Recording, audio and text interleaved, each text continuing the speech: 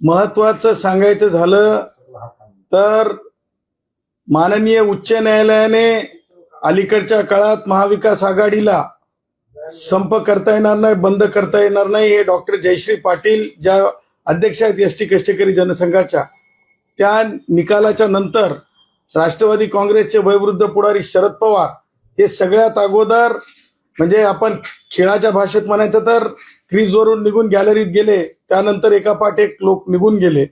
म्हणजे संप करता येत नाही संविधानिक दृष्ट्या, हे त्यांना मान्य करावं लागलं होतं. परंतु आज जेव्हा एसटी कष्टकऱ्यांच्या बाबतीतली भूमिका आहे, जेव्हा माननीय इंडस्ट्रियल कोर्टाने, जे संविधानिक न्यायालय आहे, माननीय उच्च न्यायालयाच्या निर्णयाच्या आधारेच संप करता येणार नाही असं स्पष्टपणे सांगितलंय, संपाला बंदी घालण्यात आलेली आहे.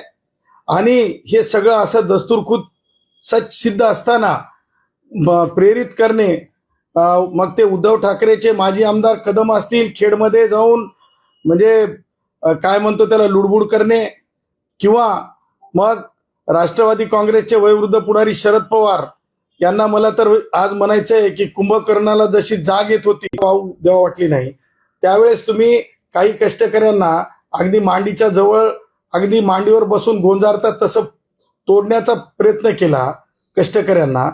तीच मागणी आहे, आमचीच मागणी आहे. आणि जे तुमचे बगलबच्चे आहेत त्यांना करार पाहिजे 5%चा.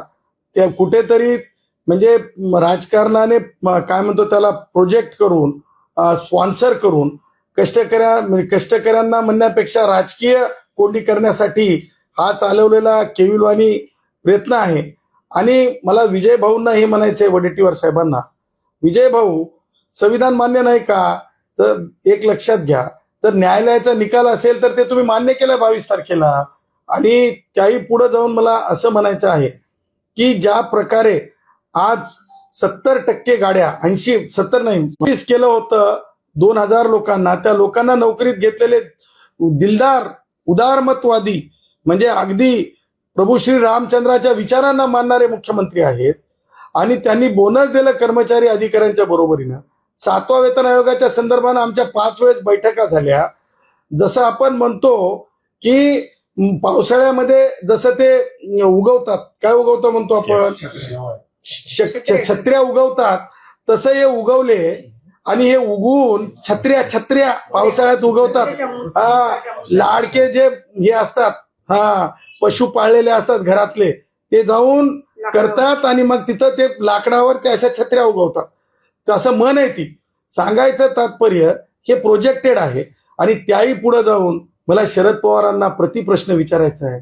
शरद पवार, तुम्ही आप आपके गिरबान में झाक के देखो, तो दिवस आठवा. शरद पवार, दुसऱ्या विभागाला, दुसऱ्या मंत्रालयाला, मुख्यमंत्री महोदयांना आणि गृहमंत्री महोदयांना प्रश्न विचारण्याच्या अगोदर खुद के गिरेबान में झाक के देखो तो आपको समझ आएगी.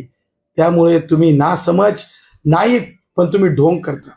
तुम्ही राष्ट्रवादी म्हणजे शरद पवार गट जो आहे, तुम्ही काल काय केलं? काय ते आमदाराचं नाव कोल्हापूरचे बंटी सतेज बंटी पाटील जे आहेत, शरद पवार पंचशील हॉटेलमध्ये बसतात. सतेज बंटी पाटील कोणते आमदार आहेत, त्यांना डेपोत पाठवतात. तिथून माघार फिरावी लागते, माघार. बंटी पाटिल की भी नहीं चाले कोल्हापूर के डेपो में. आणि हे काय नाही तर हे राजकारण नाही. पहिल्या 4 घंट्यामध्ये तुम्ही तिकडे पाठवता. म्हणजे पंचशील हॉटेलला शरद पवार असताना बंटी पाटीलला डेपोत पाठवतात. म्हणजे हे याचं कारण काय? म्हणजे 124 कष्टकऱ्यांच्या आत्महत्या झाल्या तेव्हा त्यांना आठवलं नाही. आणि आमच्यावर टीका करणारे जे कोणी आहेत शरद पवारच्या ताटाखालचे, त्यांना आम्हाला सांगायचं आहे की तुम्हाला टीका करण्याचा आमच्यावर याच्यासाठी अधिकार नाही. तुमची लायकी जी आहे ना, तुमची लायकी, आमचे सुरेंद्र उके जे याचे आहेत भंडाऱ्याचे, त्यांनी तुम्हाला 20,000 मतांनी म्हणजे चित्त केलेलं आहे, घायाळ केलेलं आहे, चित्त केलेलं आहे. त्याच्यामुळे तुमची लायकी, आतापर्यंत तुम्ही स्वतःची खरी आयडेंटिटी लपून जगलेली माणसं आहेत. अहो, कोणी काहीतरी म्हणून घेतल्यानंतर होत नसतंय. तुम्ही सुरेंद्र उकेच्याच आरक्षणातून लढलेले आहे, ते लक्षात ठेवा. सर, सदाभाऊ खोत आणि पडळकर यांनी देखील कर्मचाऱ्यांना पाठिंबा दिला आहे. जोपर्यंत आपल्या मागण्या पूर्ण होतात तोपर्यंत चक्का जाम आंदोलन चालू राहिलं पाहिजे, असं देखील त्यांनी काही वक्तव्य केलं. आता तुम्ही माध्यम आहेत, तिसरा डोळा आहेत, किती ठिकाणी बंद आहे? 80 ठिकाणी चालू आहे. आणि त्यांची भूमिका ही महाविकास आघाडी सोबत नाही, पडळकर साहेब आणि खोत साहेबांची. त्यांनी कालच सांगितले. आज त्यांचा हे सुद्धा आहे, म्हणजे त्यांच्या जे काय म्हणतो त्याची संघटना आहे त्याच्यावरला तो मेसेज सुद्धा आहे की ते त्यांच्या सोबत राहून नाही, ते कष्टकऱ्यांच्या मागणीच्या संदर्भाने आग्रही आहेत. आणि त्याच्यामुळे कष्टकऱ्यांची मागणी 7व्या वेतन आयोगाची आमची आग्रही आहेच, आम्ही ती मागतच आहोत. एक लक्षात ठेवा, एसटी कष्टकरी जनसंघ जे आहे त्या मागणीला आग्रही आहे, त्या मागणीला धरून आहे. आणि आज सन्माननीय मुख्यमंत्री मोदयांनी बोलवलेलं आहे, त्यावेळेस एसटी कष्टकरी जनसंघाचे अध्यक्ष डॉक्टर जयश्री पाटील आज संध्याकाळी 7 वाजता तिथे असणार आहेत. पदाधिकारी एसटी कष्टकरी जनसंघाचे असणार आहेत तिथं. आणि आम्ही म्हणजे आमची भूमिका दाखवून देऊ, परंतु हे 7वा वेतन आयोग मागणारे ही माणसं नाहीत. राष्ट्रवादी काँग्रेसचे जे काही ताटाखालची लोक आहेत त्यांना जे आहे करार पाहिजे. आज न्यायालयाने निकाल दिल्याच्या नंतर काल हे लक्षात घेतलं पाहिजे की माझ्या कष्टकऱ्यांवर याच राष्ट्रवादीच्या शरद पवारांच्या सत्तेच्या काळामध्ये ज्या प्रकारे कारवाया झाल्या त्याच प्रकारे कारवाया झाल्या. तर हे दळबद्री हेरिंग चालवा म्हणतात. आम्ही हेरिंग चालवायला लावल्या नाही. मुख्यमंत्री मोदी आल्याच्या नंतर एकनाथरावजी शिंदे आम्ही सगळ्यांना नोकरीत बिनशर्त घ्यायला लावलं, तसं यांनी हेरिंग चालवायला लावा म्हणतात. मटण आणि माल मलिदा त्या कष्टकऱ्याकडून उकळला जातो. आमच्या मागण्या वेगळ्या आहेत.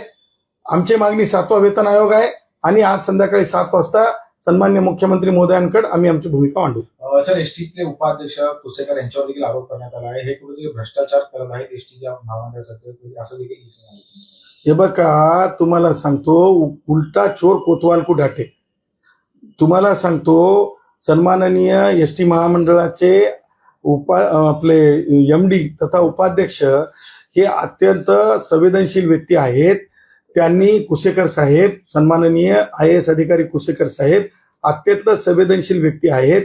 ते ह्या अगोदर ट्रायबल डिपार्टमेंटला होते, अत्यंत मवाळ आहेत, अत्यंत म्हणजे कष्टकऱ्यांना जीवाभावाचं समजणारे आहेत. ते ड्रायव्हर साहेब, कंडक्टर साहेब म्हणणारी व्यक्ती आहेत. फुले शाहू आंबेडकरी विचारांना सर्वांकष श्रेष्ठ समजणारे आहेत.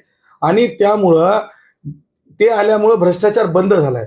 म्हणजे BOT मध्ये कोणत्याही कंत्राटदाराकडून दलाली या दलालखोरांना मिळत नाही. कोणत्याही गाडीचं डिझेलचं परिवर्तन दुसऱ्या यंत्रणेमध्ये करताना दलालखोरांना दलाली मिळत नाही. कोणत्याही टेंडरमध्ये दलालखोरांना दलाली मिळत नाही. 5% म्हणजे करार करून ती दलाली मिळत नाही. हे सगळं हे उलटा चोर कोतवाल को डाटे हे टोळकं आहेत. आणि त्या टोळक्यांनी चांगल्या व्यक्तीला नाव ठेवणं म्हणजे आकाशाला दगड मारणं असं आहे.